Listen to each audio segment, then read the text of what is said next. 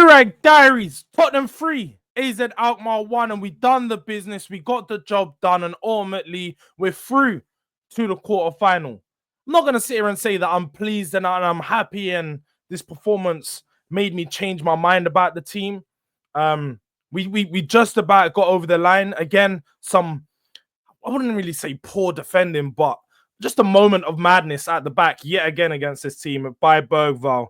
Just a bit of a collision with Odegaard, who let the ball led into Koopmeiner's path, got himself a goal. But outside of that, there was also a few other mistakes where I felt like the team almost gave up their chance to play in that next round.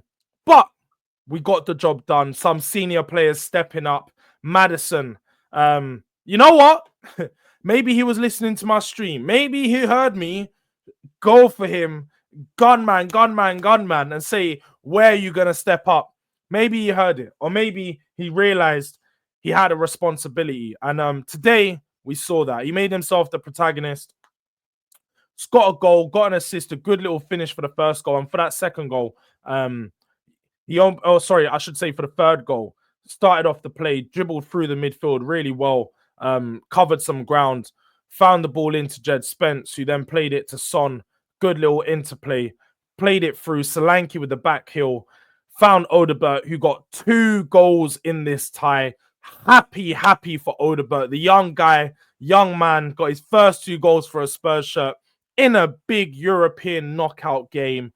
Important goals that ultimately sent us through to the next round. I think Sonny also had a decent game. Started off a bit shaky, losing the ball quite a bit, sloppy on the first touch, trying to do 1-2s, but was losing it. But as the game grew on, we saw early on he put a nice cross into the box, asking questions of the goalkeeper, trying his little signature move. It was like he was trying to take on his man. He beat his man a few times, but every time he beat his man, he was just he was opening up and just autographing his shot. He's opening himself up and just making it so easy to see what was going to happen. So Sonny was unfortunate not to get on the score sheet, but he did have a decent game. Outside of that, I think Bergvall was class. I know, as we said, he had that little moment which ultimately led to the AZ Alkmaar goal, but I think he was class in the game. I think he got really well in the high press, winning the ball up. We was really aggressive today. From minute 1, we made sure that we was on their backs, and ultimately that's how we got the first goal. Sonny pressing really high up the pitch.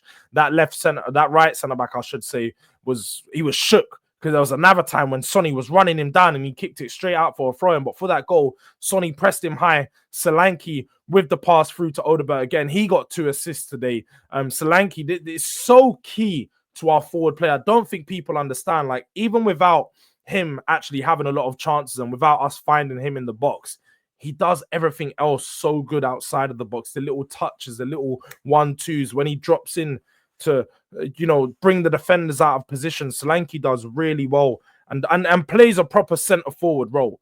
He is a proper target man, centre forward striker, and I've been impressed with him. Despite not having high goal numbers, I still think he may finish on 15 goals in all competitions or something like that, which would be not an amazing first season. I'd say it's fairly decent. I predicted to him to finish on around 18, 19 in all comps, but 15 with an injury which kept him out for a few months wouldn't be so bad.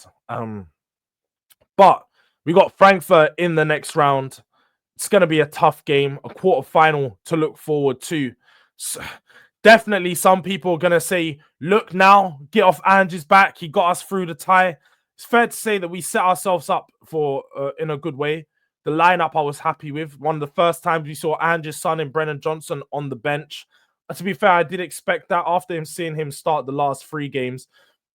I thought we would see some rotation. And in the stream I've done earlier on today, I did ask whether it would be Tower Odegaard on the right-hand side. And I did think that would be the case, along with Jed Spence starting on the left and Pedro Porro on the right. So I feel like the team that he chose was the right team.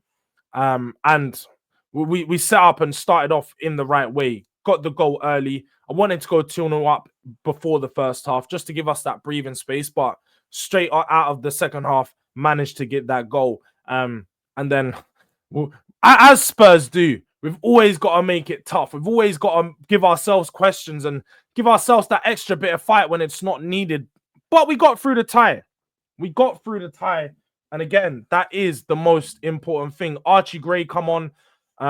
We saw him play in the midfield for the last 10 minutes after Bergvall had to come off with just a bit of a strain. I do hope that it wasn't a serious injury for him. I don't think it was an injury at all, but I hope that it was just a strain from the day because he's been putting in a lot of work. Van der Ven with a decent game at the back. Romero was questionable, I'll be honest. Romero is just hasn't looked the same this season. Maybe he does need that time to go away to Argentina, and you probably see him put in some amazing performances. But for us right now, it's just very sloppy on the ball. I don't know if he's still picking up his sharpness. Maybe because he's been out for a while, he's forgot how to play. Like, I don't really know what's been going on with him, but Romero has not looked the same. It's not been good enough for him. So I'll be honest, Romero's one player that I wouldn't be surprised to see if Spurs do look to move him on in the summer. But AZ Alkmaar were dangerous. They did fashion themselves a few chances from mistakes that we made at the back.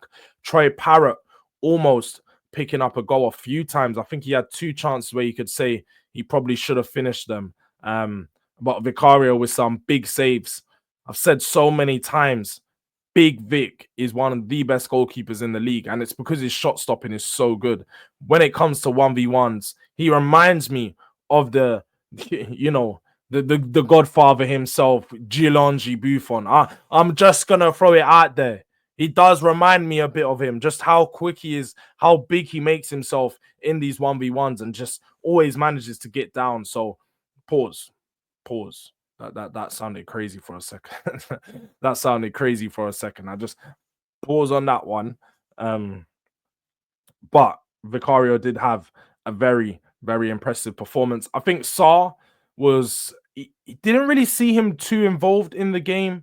I think he had some good little interplay and good little bits where he's pressing the team, but most of his work was done off the ball. I'd say Sarr, I think he done some really good work off the ball, closing out the space, not really giving them too much time on the ball. And again, in that aggressive press, you need players who've got legs like Sarr, players that can cover ground really quickly, because there was times when they found themselves through on goal, but Jed Spence, Van der Ven and Sarr just getting back, working back. But yeah, man, look, big up to everyone that's tuned in and checked out.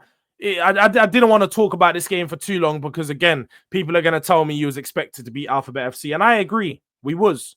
So I'm not going to make a big deal about this one. I'm just happy to have the Durag back. Make sure you've liked the video if you haven't already. If you want to follow the other socials, it's over here. Also, Durag Diaries 1 on Instagram. And as you can see above here, we're on the road to 2K. So if you want to show some love, share this with your people. Let's help me get to 2K. We're on 1.432 at the moment.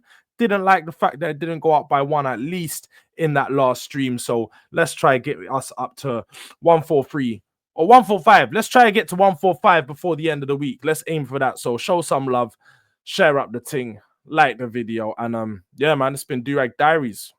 We're out.